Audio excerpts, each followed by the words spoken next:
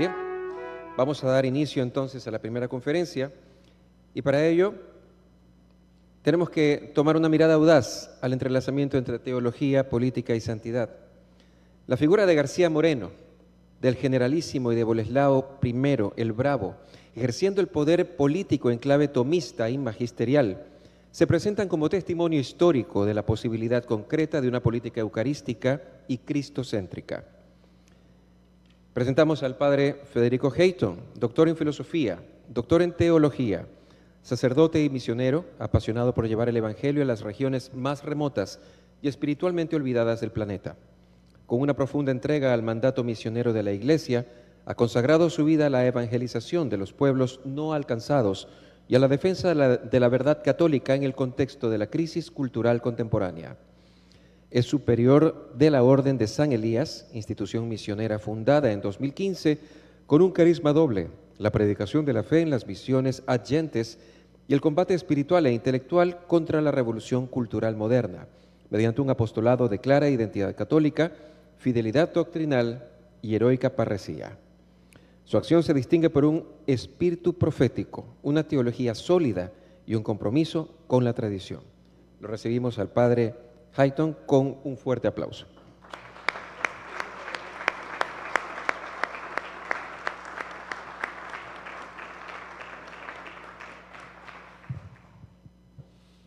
Este año se cumplen 2500 años del inicio del reinado del quinto emperador japonés, Kōjō.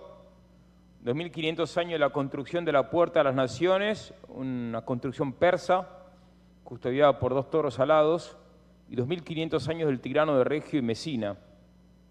Y también 2000 años de la proclamación de Liu Xiu como emperador de China y la restauración de la dinastía Han. Pero ¿a quién importa todo esto? Bueno, a nadie. Porque en realidad estos aniversarios no son relevantes para la historia, no son relevantes para la teología y la historia. ¿Y cómo sabemos que no lo son? Bueno, porque la historia tiene un sentido. ¿Y cuál es el sentido de la historia? El sentido de la historia es Cristo Rey. Como dice el padre Membiel, el Cristo es el punto clave de la historia. Entonces, ¿cuándo un acontecimiento histórico tiene relevancia histórica? Cuando apunta a Cristo Rey. Dice el padre Membiel que la tradición católica que culmina en los santos y en Cristo es un hilo apenas perceptible en la historia de la humanidad. Sin embargo, todo el resto de la historia no tiene otra razón de ser, sino que brille este hilo imperceptible. Las tinieblas de la tradición cabalística, esto es, las tinieblas del error, en su gigantesca vanidad y grandeza, ofrecen fondo y contraste a la luminosa tradición católica. Por eso, entonces, como dice el mismo padre, la historia concreta de los pueblos, incluido el pueblo ecuatoriano, debe sujetarse al reino de Cristo, de todos los pueblos, el ecuatoriano, el chino, el argentino. Lo dicho entonces nos permite descubrir cuáles son las verdaderas efemérides, los verdaderos aniversarios que hay que celebrar este año. Los menciono. En 1700 aniversario del concilio de Nicea, que fue el primer concilio ecuménico de la historia, luego el de Jerusalén, donde se proclamó la divinidad de Cristo, convocado por el glorioso emperador Constantino. En 1700 aniversario de la construcción de la Basílica de la Natividad en Belén, hace no mucho atacada por los judíos. El milenio de la coronación papal del primer rey polaco, su majestad Boleslao I el Valiente, también llamado el Bravo. El 800 aniversario del natalicio tomasiano, Santo Tomás de Aquino, el mayor santo de los sabios y el mayor sabio de los santos. El 150 aniversario del martirio garciano, esto es el martirio de Gabriel García Moreno. Es un honor para mí poder estar en Ecuador en este aniversario, más que un honor, una gracia. El centenario de la fiesta de Cristo Rey, la fiesta de Cristo Rey, que nos parece tan común, tan connatural, Fue instituida por la Iglesia hace solo 100 años. Este año se cumplen 100 años. Glorioso aniversario. Y también por ende aniversario del documento Quas Primas, que es el documento de su santidad Pío XI por el cual se instituye esta fiesta. Un documento muy rico que voy a mencionar brevemente en esta charla. El centenario de la olvidada pero grandísima Exposición Misional del Vaticano en 1925 hubo una gloriosa exposición sobre las misiones que nunca jamás se repitió. Habría que repetirla, aunque hoy ya casi no hay misiones. El 50, medio siglo aniversario del fallecimiento del generalísimo, no el generalísimo Boleslao, el generalísimo Francisco Franco, que salvó a España del comunismo. Medio siglo también del aniversario del operativo Independencia en Argentina, que también nos salvó del marxismo. Hay más eventos todavía. Medio milenio de la batalla de Pavía, por el cual el Imperio Español, al mando del emperador Carlos V, derrotó a las tropas francesas. Medio milenio de la ejecución del último emperador idólatra azteca, lo cual consolidó el dominio español, para gloria de Dios. Y, misterioso, no se sabe exactamente cuándo fue coronado Salomón, el rey Salomón, que es figura de Cristo. 3 milenios de la coronación de Salomón, según el cálculo aproximado que hacen los estudiosos. Y además hoy, exactamente hoy, me recordaba el padre Jorge, un experto en padre Membiel, hoy es aniversario del fallecimiento del padre Membiel, que fue el mayor teólogo de la cristiandad del siglo XX y el siglo XXI. Y además, el año pasado comenzamos con un evento en Brasil, la novena de años, no de novena de días, sino novena de años, preparatoria para el máximo aniversario de la historia. ¿Saben cuál va a ser el máximo aniversario de la historia?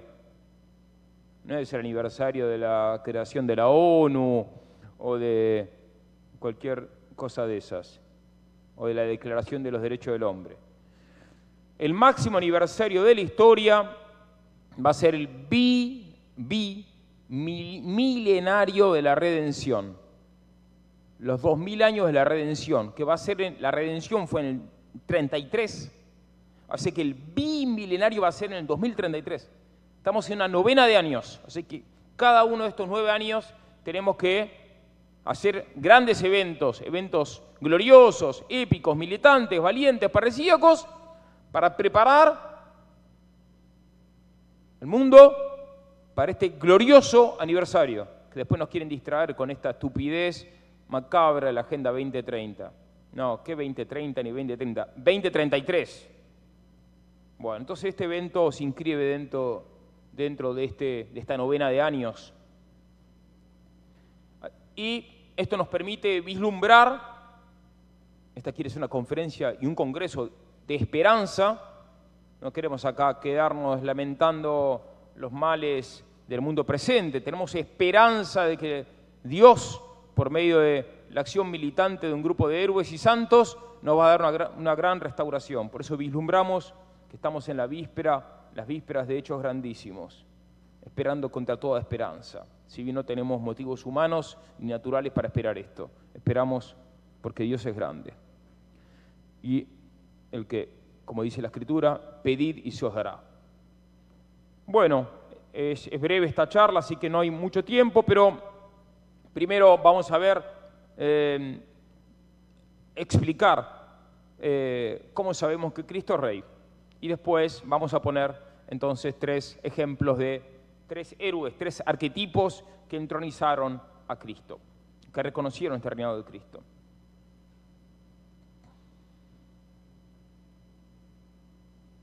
Bien, algo realmente impresionante es que en el mismo año confluyen los aniversarios de Nicea, Quas Primas, Cristo Rey, Boleslao, García Moreno y Franco.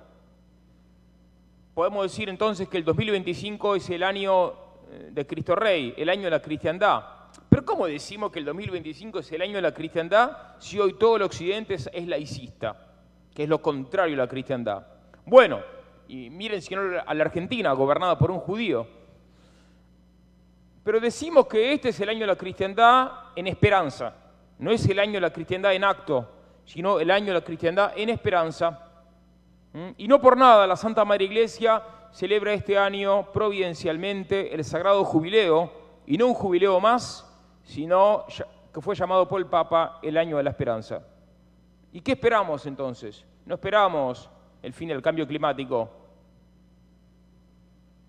Esperamos el paraíso eterno y además el anticipo del paraíso, que es la cristiandad. ¿Pero qué es la cristiandad? Es el reinado de Cristo. Ante todo esperamos el cielo, pero también esperamos secundariamente la cristiandad. ¿Pero qué es la cristiandad? Es el reinado de Cristo social. Pero ¿cómo sabemos que Cristo es Rey y que debe ser reconocido como Rey por la sociedad?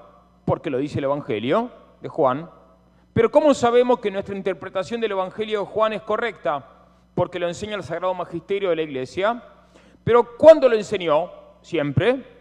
Hay muchísimos documentos, empezando por las actas del primer concilio de Nicea y siguiendo por la bula Unam Sanctam de su santidad Bonifacio VIII y las inmortales encíclicas Immortale Dei de su santidad León XIII, Quas Prima de su santidad Pío XI. Pero ¿alguien puso en práctica alguna vez este ideal de la cristiandad? ¿O es solo una teoría sublime? Sí, este ideal de la cristiandad se puso en práctica durante un milenio en Europa, y también se puso en práctica que no se llamaba Europa, sino cristiandad, o mejor dicho, Christianitas en latín. A ese milenio de cristiandad pertenece Boleslao I el Bravo, el primer rey polaco, también llamado el Valiente.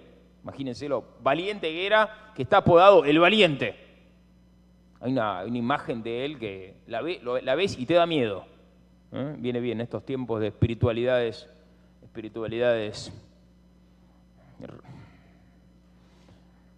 cobardes. Pero después de ese milenio áureo, si usamos las categorías de Síodo, ¿no hubo más cristiandad? No, después del medioevo no hubo más cristiandad, salvo excepciones como la del Imperio Español. Y después de ello, después del Imperio Español, ¿no hubo más cristiandad? No. Salvo rarísimas excepciones como las de don Juan Manuel de Rosas en Argentina, don Gabriel García Moreno en Ecuador, Salazar en Portugal y Francisco Franco en España. Pero ¿cómo sabemos? Dijimos que la Escritura dice que Cristo es Rey. Sí, lo dice el Evangelio de Juan, Juan 8:37. Le dice Pilato, ¿así que tú eres Rey? Jesús le contestó, tú lo has dicho, soy Rey. Soy Rey. En latín, rex sum ego. Habría que hacer unas camisetas con esa frase, rex sum ego. Juan 8:37. Eso dijo el Señor. Más claro agua. Y a pesar de esto, con suma insolencia contra Dios, hace unos años acá en Ecuador, se reformó la Constitución ecuatoriana, incluyendo una invocación pagana, una especie de conjuro satánico. La Constitución ecuatoriana, en su preámbulo, en la segunda frase, dice, celebrando a la naturaleza, la Pachamama. Bueno. Lo antes posible hay que restaurar la Constitución de García Moreno, dejarse de brujerías en la Constitución.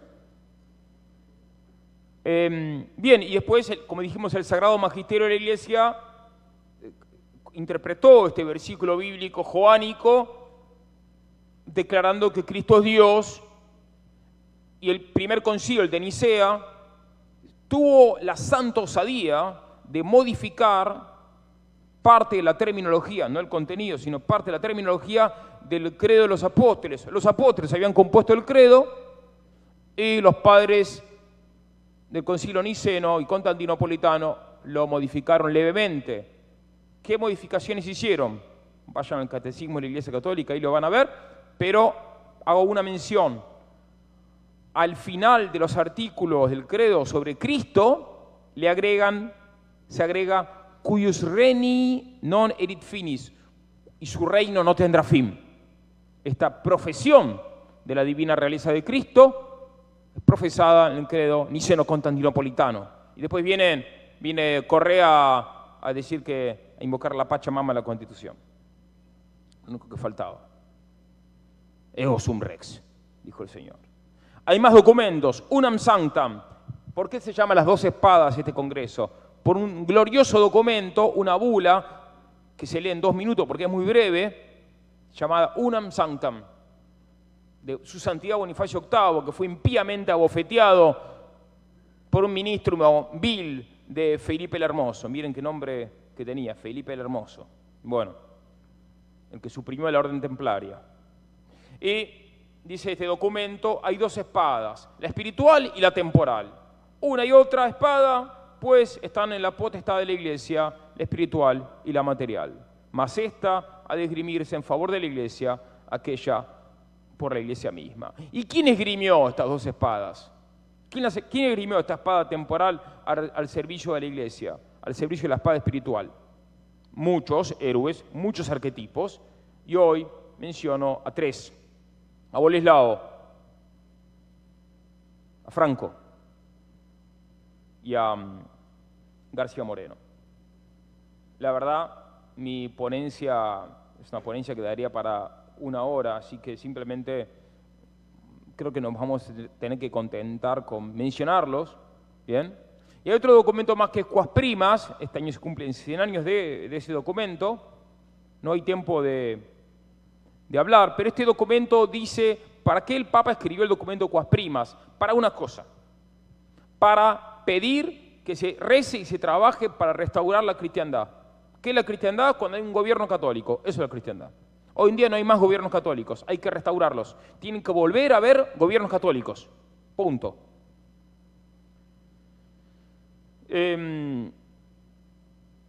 Y si no se restauran los gobiernos católicos, va a haber una venganza divina. Así lo dice Quas Primas. El Papa Pío XI dice que Dios vengará terriblemente todas estas injurias, la injuria del laicismo, la injuria de que no haya reinado de Cristo, pues su regia divinidad exige que la sociedad entera se ajuste a los mandamientos divinos y a los principios cristianos. Ora al establecer las leyes, ora al administrar justicia, ora al formar las almas. Muy bien. ¿Y dónde tiene que haber cristiandad? ¿Solamente en Ecuador? ¿Solamente en los países de tradición católica? No, en el mundo entero. Porque como dice acá el Papa, a todos los hombres se extiende el dominio de nuestro Redentor. A todos. Les guste o no les guste. Y ahora decimos una palabra sobre estos 3 héroes. Ahí podemos decir que hay distintas acciones respecto de la cristiandad, distintas categorías históricas quizás. La de fundación de la cristiandad, refundación de la cristiandad cuando fue abolida, profundización de la cristiandad, expansión de la cristiandad y defensa de la cristiandad. Fundación y refundación, primero. Segundo, profundización. Tercero, expansión. Cuarto, defensa. Boleslao el Valiente. Boleslao el Valiente, él, ¿qué hizo? Él profundizó la cristiandad, la expandió y la defendió. Pero principalmente la defendió. Witold Román Starza Kopitiński, un experto en historia polaca con quien hablé, él me explicó que la misión de Boleslao el Bravo y sus sucesores fue la cristianización de los pueblos que entonces eran paganos en el este de Europa. O sea, él expandió la cristiandad. Hay mucho para decir de Boleslao el Valiente, que era muy amigo de San Adalberto Mártir. Bien. Celebramos 1000 años de la coronación de Boleslao el Valiente. Un gran, entonces, combatiente por la cristiandad, por el reinado de Cristo. Después, el siervo de Dios García Moreno, siervo de Dios, ¿por qué siervo de Dios? Está en proceso de beatificación, hay que recordarlo esto. Siervo de Dios, general, porque también tiene título de general, Gabriel García Moreno, mártir, es mártir, si no fue todavía declarado mártir, pero lo es. Y sobre esto digo 2 cosas, siguiendo el libro de Manuel Gálvez, Vida de don Gabriel García Moreno. Dice Gálvez, en la vida de García Moreno, la masonería ocupa un lugar prominente. Él La odiará con toda su alma y ella le odiará a él. La masonería lo mató a García Moreno. Y García Moreno, que consagró Ecuador al Sagrado Corazón de Jesús, por eso él consolidó el reinado de Cristo en Ecuador y también lo expandió porque también promovió la evangelización de los aborígenes paganos de Ecuador, pero principalmente lo consolidó consagrando Ecuador al Sagrado Corazón de Jesús. García Moreno cayó por la iglesia bajo la espada de los impíos. Esto lo dijo León XIII, hablando de García Moreno después de su martirio, dijo, cayó por la iglesia bajo la espada de los impíos. Y esta frase la iglesia la usa cuando celebra la memoria de Santo Tomás de Canterbury y de San Estanislao de Polonia. O sea que es una frase muy fuerte. Y García Moreno esperaba el martirio, él lo esperaba. Él, antes de morir mártir, le escribió al Papa, al Beato Pío IX, que rece por él para que él muera mártir. Impresionante. Él le escribió al Papa,